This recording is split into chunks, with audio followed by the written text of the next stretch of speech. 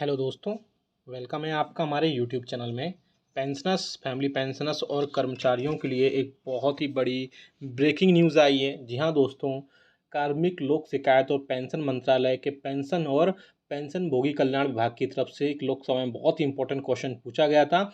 न्यूनतम पेंशन को लेकर के आप सभी को पता है कि सभी पेंशनर्स और फैमिली पेंशनर्स की जो स्पेशली पेंशनर्स की जो मिनिमम पेंशन है, न्यूनतम पेंशन है, वो सेवन्थ पे कमीशन के रिकमेंडेशंस के हिसाब से 7,000 रुपये रखी गई थी। और उसी के रिगार्डिंग अब एक बहुत इंपॉर्टेंट क्वेश्चन पूछा गया है लोकसभा में, जिसका आंसर भी बहुत इंपॉर्टेंट है। और साथ ही साथ बहुत सारी चीज़ें उसमें अपडेट भी की गई हैं बेसिक पेंशन में बढ़ोतरी से लेकर के। तो पूरे वीडियो को लास्ट तक देखिएगा। ये वीडियो बहुत ज़्यादा इंपॉर्टेंट होने वाला है आप सभी के लिए। साथ ही साथ आपको जो ऑफिशियल नोटिफिकेशन है जो जारी किया गया है लोकसभा की तरफ से, वो भी हम आपको ज़रूर दिखाएंगे। ये वीडियो अच्छा लगा तो लाइक करेगा, साथ ही साथ हमारे चैनल को जरूर सब्सक्राइब करेगा और बेल आइकन को प्रेस करना बिल्कुल मत भूलिएगा। तभी आपके पास हमारी वीडियोस की लेटेस्ट नोटिफिकेशन आ पाएगी और आप हमारे वीडियोस को इसी तरीक़ा से आगे भी वॉच कर पाएंगे। आप देख सकते हैं कि भारत सरकार के कार्मिक लोक शिकायत और पेंशन मंत्रालय की तरफ से पेंशन और पेंशन भोगी कल्याण विभाग की तरफ से ये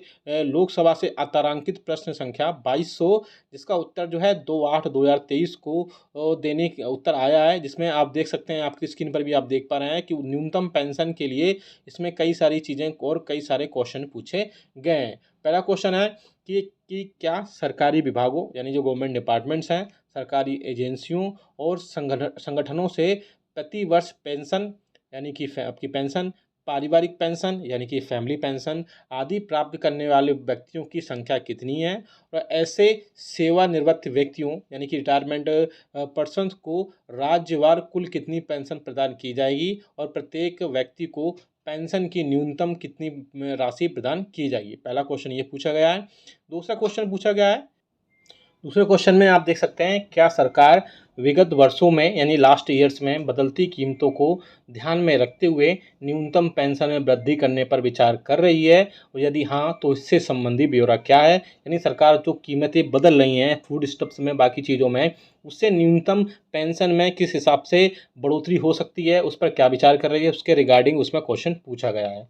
तीसरा बड़ा क्वेश्चन है, इस संबंध में कोई विभागीय, मंत्रालयी और अंतर मंत्रालयी चर्चा की गई है, यदि हाँ तो उससे संबंधी ब्यौरा क्या है। यानी इसके रिगार्डिंग क्या डिपार्टमेंटल या इंटर डिपार्टमेंटल, इंटर मिनिस्ट्री कोई डिस्कशन किया गया है, यदि हाँ तो उससे संबंधी ब्यौरा क्या है। तो ये 3 से 4 बड़े क्वेश्चन पूछे गए हैं गवर्नमेंट से, और गवर्नमेंट का आंसर दिया आप देख सकते हैं इसमें।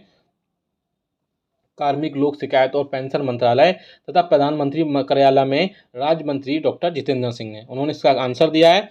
जी हाँ दोस्तों, आंसर में आप देख सकते हैं, पहले क्वेश्चन में आंसर दिया है, केंद्रीय पेंशन लेखा कार्यालय यानी सिविल पेंशन भोगियों के लिए, रक्षा लेखा महानियंत्रक का कार्यालय रक्षा पेंशन भोगियों के लिए, दूरसंचार विभाग दूरसंचार पेंशन भोगियों के लिए, रेलवे बोर्ड रेलवे पेंशन भागियों के लिए, पेंशन भोगियों के लिए, और डाक विभाग डाक पेंशन भोगियों के लिए दी गई सूचना के आधार पर केंद्र सरकार के अधीन पेंशन प्राप्त करने वाले पेंशन भोगियों और फैमिली पेंशन तथा वर्ष 2022-23 के दौरान हुए ब्यौरे का जो व्यय के ब्यौरे का यानी जो एक्सपेंडिचर हुआ उसका ब्यौरा निम्नलिखित है।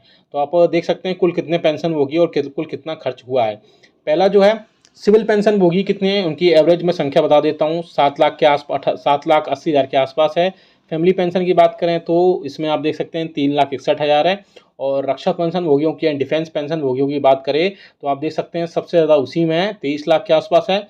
और जो फैमिली पेंशन है उसमें 8 लाख है। इसके अलावा दूरसंचार पेंशन भोगी हैं उसमें 3 लाख के आसपास है, और 1,20,000 के आसपास फैमिली पेंशन है। साथ ही साथ रेलवे पेंशन भोगी कितने हैं, 8,56,000 के आसपास है। 6,69,000 के आसपास फैमिली पेंशन है। और अगर हम डाक पेंशन भोगी की बात करें तो 1,95,298। साथ ही साथ 1,64,000 1,06,067 फैमिली पेंशन इसमें शामिल हैं। टोटल कितने पेंशनर्स और फैमिली पेंशनर्स हैं, तो आप देख सकते हैं टोटल जो पेंशनर्स हैं वो गवर्नमेंट के पास में 44,08,000 यानी कि 4,48,00,000 टोटल। उसमें अब बात करें तो यहाँ पर टोटल एवरेज निकल के आ रहा है वो 44 लाख के आसपास पेंशनर्स हैं, साथ ही साथ 20 लाख के आसपास फैमिली पेंशनर्स हैं।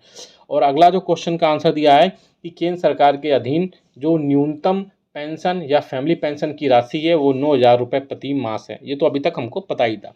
क्या पेंशन और फैमिली पेंशन में जो मूल्यों में बदलाव हो रहा है, महंगाई भत्ते में बढ़ोतरी हो रही है, उसके बेसिस के बाद से क्या न्यूनतम पेंशन यानी कि मिनिमम पेंशन और फैमिली पेंशन में बढ़ोतरी को क्या प्रस्ताव है, उसका आंसर खासे घातक इसमें दिया गया है।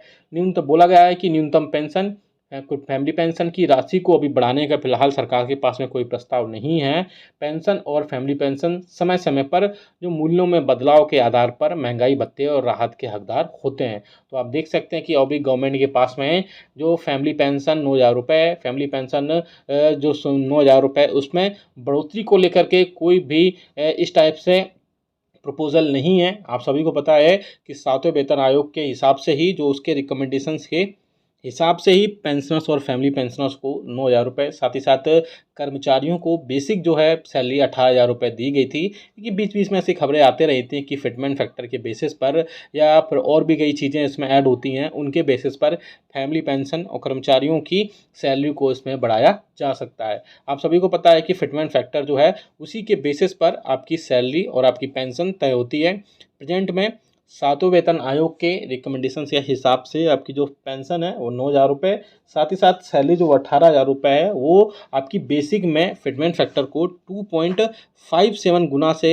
मल्टीप्लाई करने के बाद ही आपकी जो पेंशन है, आपकी जो फैमिली पेंशन है वो उसमें ऐड होती है। और साथ ही साथ उसमें बढ़ोतरी को लेकर के, हालांकि मीडिया में ऐसी खबरें आ रही थी कुछ दिनों पहले कि जो आपका फिटमेंट फैक्टर है 2.57 गुना, उसमें बढ़ोतरी करके 3.68 गुना तक बढ़ोतरी की जा सकती है। और ऐसा वाकई में अगर हो जाता है तो पेंशनर्स के लिए बहुत ज़्यादा राहत की खबर हो जाएगी, क्योंकि जो फिटमेंट फैक्टर है वो 2.57 गुना से बढ़ा करके 3.68 गुना तक होता है। तो जो आपकी बेसिक पेंशन है वो 9,000 रुपये है, उसमें बढ़ोतरी हो करके 13 से 14,000 रुपये हो जाएगी। और ऐसे में बहुत ज़्यादा राहत मिलने की उम्मीद जताई जा रही है। हालांकि कर्मचारियों की बात करें तो कर्मचारियों की जो बेसिक सैलरी 18,000 रुपये है, उसमें भी बढ़ोतरी होकर के 24 से 25,000 रुपये तक बढ़ोतरी हो सकती है।